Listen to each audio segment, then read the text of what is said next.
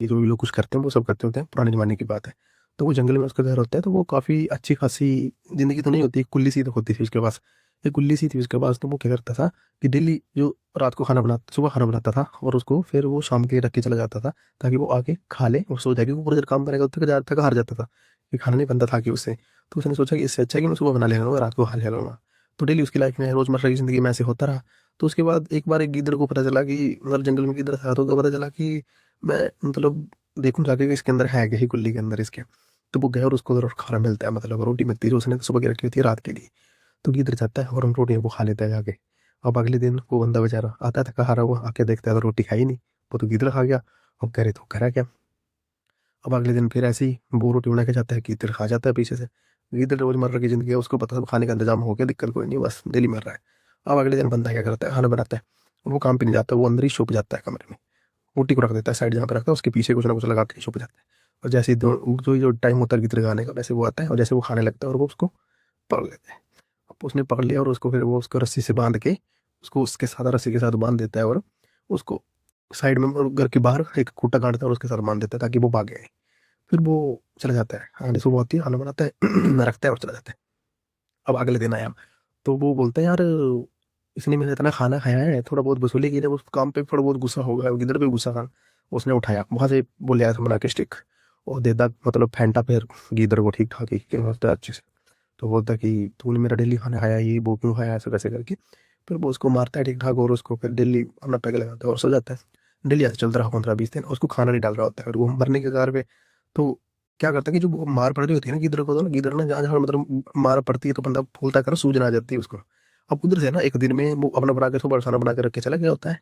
और अगले दिन आया एक नया गिदड़ उसके पास, जो मतलब और जंगलों में गिदड़ होते हैं, तो एक आया कोई देखने।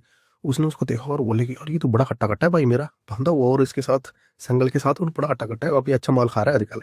तो उसने उसको पूछा कि यार तेरा मालिक क्या खिलाता है तेरे को, तो इतना तगड़ा हो गया। तो उसने बोला कि यार मैं नहीं बताऊंगा क्या खाता हूँ, तू तो मेरा खाना खा जाया करेगा। बोलता नहीं नहीं मैं नहीं खाऊंगा, तो फिर बता।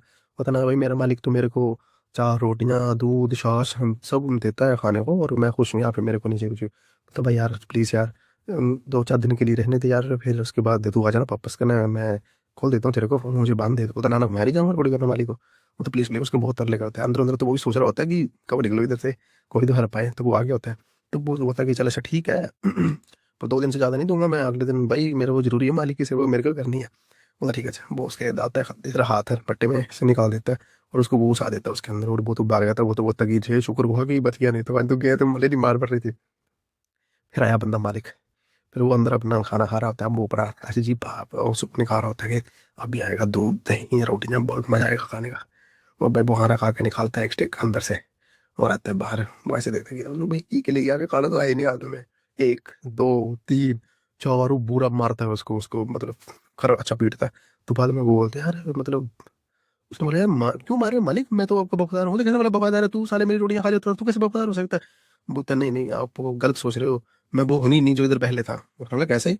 वो तो मेरे को लग रहा है तू पहले हो गया था, थोड़ा सूझा हुआ था, तू बिल्कुल ही मर गया है, क्या हो गया तेरे को। तो बोलता नहीं नहीं मालिक मैं वो ही नहीं, उसको तो मैंने गलती से तो वो सीरियस होगी, तू खाता क्या है तगड़ा, मेरे को नहीं पता उसको मार पड़ती है, तो वो भूल गया और तू वो छोड़ दिया मैंने उसको, और मेरी जगह वो आ गया। मैंने सोचा कि वो बोला नहीं तो आप खाने को देते बहुत अच्छा। बोलता यार तू क्या बंदा है जो खा के चला गया और उसको मेरे से खानी थी मार, वो तूने छुड़ा दिया, अब क्या करे। बोलता तो तू ही खा मार उससे। वो बड़े उसके तरले उल्ले करता है कि नहीं नहीं मारो मत मेरे को, मतलब मैं आपकी क्या हेल्प करूंगा। बोले क्या हेल्प करेगा, बोलता है रोजमर्रा की जिंदगी में क्यों जी रहे हो, राजा महाराजा वाली लाइफ दिलाऊंगा आपको अगर मेरे से थोड़ा सा साथ दोगे तो। बोलते वो कैसे, बोलता है मेरा एक राजा बाकम, अगर आप चाहो तो मैं बात करवा सकता हूँ उससे आपकी। बोलता ऐसे कैसे, बोलता बताता हूँ मैं। फिर वो बोलता पहले मेरे को खोलो मैं तभी बताऊंगा, नहीं नहीं, तू भाग जाएगा ऐसे बोल। फिर वो सुनाता है उसको कि ऐसे ऐसे एक राजा है, मेरी थोड़ी उसी के साथ ही यारीगारी है, तो उसकी एक बेटी है राजकुमारी, मैं उसके साथ आपकी शादी करवा सकता हूँ, पर उसके लिए एक शर्त है कि आपको मुझे छोड़ना पड़ेगा। तो वो बंदा सोचता है कि यार इसको मैं बांध के करूंगा भी क्या, कहने के दिन तो छोड़ना ही है, मरने तो बाल है बस, वापस तो आएगा नहीं, वैसे इसको पता है मार पड़ेगी, और जिसको मार पड़ी वो तो वैसे नहीं आएगा, अब इसको ही पड़ेगी, इसको पता नहीं आना वापस।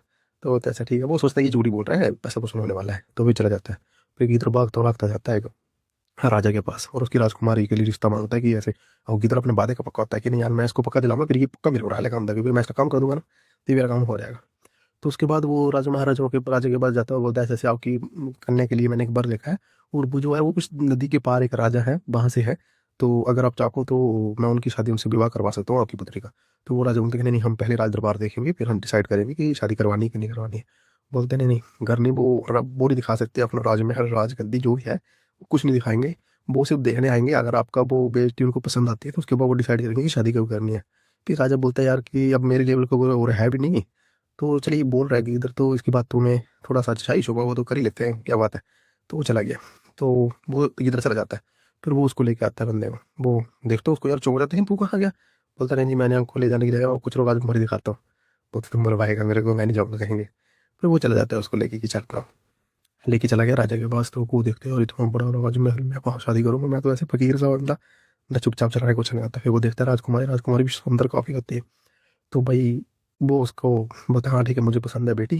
फिर उसके बाद राजा जिद करता है कि नहीं नहीं, हम राज दोबारा, पहले हम इनका राज परिवार जो उधर का देखेंगे, फिर हम भी डिसाइड करेंगे, जैसे ही हमारा देखना है हम भी इनका देखने जाएंगे। तो किधर बोलता है ना ना ना राजा जी, ऐसा नहीं हो सकता, आप पाओगे तो शादी के बाद ही जाओगे, ऐसे नहीं जा सकते आप। अब बंदा करे तो करे क्या।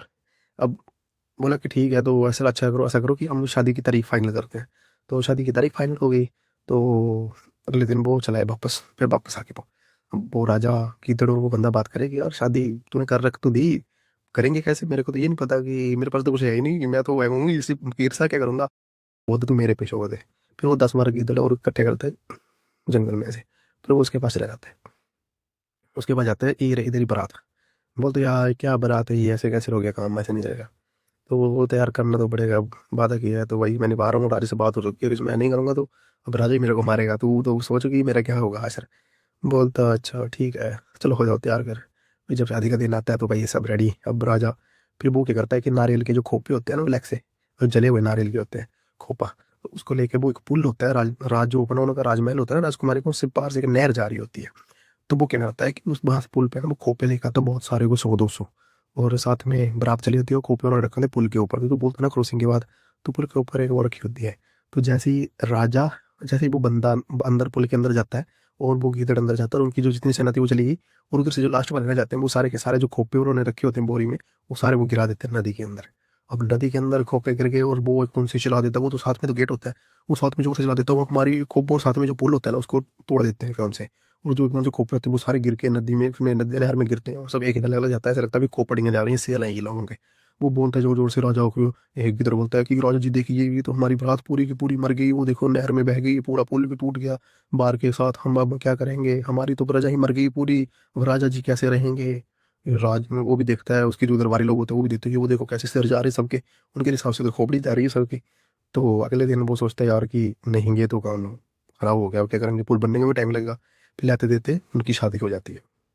राजा बोलता है कि ऐसा करो कि पुल तो टूटा हुआ, उसको बनने में टाइम लगेगा, तो आप ऐसा करो कि इधर ही रख लो कमरा, हम दे देते हैं, हमारे पास तो बहुत राज दरबार है, बहुत कमरे हैं, कहीं ना कहीं तो आप सेट हो जाओगे। बोलता ठीक है। फिर किधर क्या करता है, उसकी शादी हो गई, उधर सेट हो गया, और ऐसे ही वो उठाता है और शाम के टाइम अपने घर, अपने उधर जंगल की तरफ जाता है। उसको कोई ना कोई अल्टरनेट रास्ते का पता होगा, वो उधर से निकल गया, और उधर ऐसा लगता है वो पार जाके फिर से पूरी जो उसकी कुल्ली समुद्र जो भी जंगल होती है वहां पे आग लगा देता है शाम के टाइम। और जोर जोर से आग लगा, मतलब पूरी आग लगा देता है, और एकदम से भागा हुआ जाता है और बोलता है कि जो बंदा था उसको बोलता है कि आपका तो पूरा राजमहल राज दरबार जल गया, और अब कहाँ कैसे क्या करोगे, कैसे जाओगे, कैसे रहोगे राजकुमारी के साथ। वो शाम का टाइम राजा भी अपने उसकी छत के ऊपर खड़ा होकर देखता है कि और ये तो पूरा जंगल का जंगली जल गया, तो उनका राज दरबार क्या ही बचा होगा, मतलब ये तो पूरे खत्म ही हो गए। तो अभी कैसे लेके जाएंगे मेरी बेटी को, तो इससे अच्छा है कि यहीं पर ही रह ले और यहाँ पे अपना जीवन व्यतीत करे। तो वही ये कहानी थी एक गीदड़ की और एक बंदे की, जिसने एक आम आदमी की शादी करवा दी है एक मजदूर के साथ। तो ऐसी बात, ये जस्ट एक कहानी है, कोई रियल लाइफ विर्चुअल नहीं है, मतलब जो अपने बुजुर्ग लोग होते हैं कुछ सुनाते हैं ना, वैसे ही कहानी थी। तो मैंने सोचा यूट्यूब पे शेयर कर देते हैं, अगर पसंद आई हो तो चैनल को आप सब्सक्राइब कर सकते हो। उसके लिए थैंक यू, धन्यवाद।